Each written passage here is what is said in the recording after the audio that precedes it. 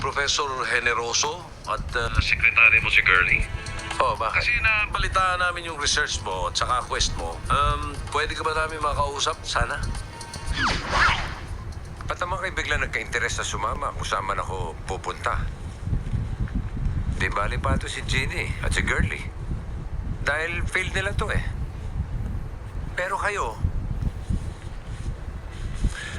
Vic,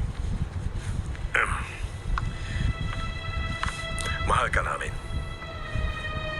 Na-realize namin to nung makasama ka namin sa reunion. Mahal na mahal ka namin, Oasis. Maniwala ka.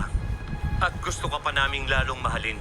At mangyayari lang to pag pinagbigyan mo kaming makilala ka sa pamamagitan ng trabaho mo. Vic, makasama ka lang namin ng isang araw.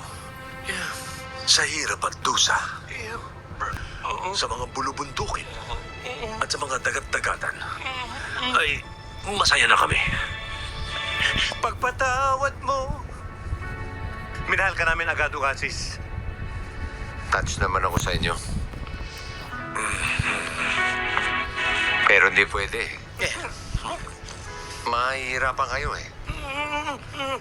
Mauuhaw. Wala bang mineral water? Maiinitan. Meron naman sigurong tent na may aircon. Malayo ang lalakarin. May expedition kami. Hammer. Kahit na anong sasakyan, papatayin kami ng hapon. Anong hapon? Ibig sabihin eh, kahit anong sasakyan, kahit gawa sa hapon. Ay, Diyos. Hindi pwede talaga eh. Upos tayo kay Bob.